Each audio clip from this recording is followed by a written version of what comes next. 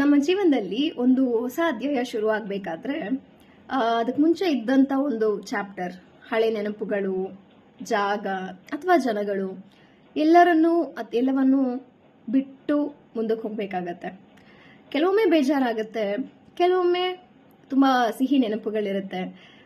ಆದರೆ ಅದೆಲ್ಲವನ್ನೂ ಸ್ವೀಕರಿಸ್ತಾ ಹಾಗೆ ಮೂವ್ ಆನ್ ಆಗಲೇಬೇಕು. ಆವಾಗಲೇ ನಾವು ಮುಂದೆ ಹೆಜ್ಜೆ ಇಡೋಕ್ಕಾಗೋದು ಆ್ಯಂಡ್ ನಮ್ಮ ಲೈಫ್ ನೆಕ್ಸ್ಟ್ ಚಾಪ್ಟರ್ ಏನಿದೆ ಅದನ್ನ ವೆಲ್ಕಮ್ ಮಾಡಿಕೊಂಡು ಶೈನ್ ಆಗೋಕ್ಕಾಗೋದು. ನೆನಪುಗಳಂತ ಮಾತಾಡ್ತಿದ್ರೆ, ನೆನ್ನೆ ಇಂಡಿಪೆಂಡೆನ್ಸ್ ಡೇ, ಇವತ್ತು ಕೃಷ್ಣ ಜನ್ಮಾಷ್ಟಮಿ.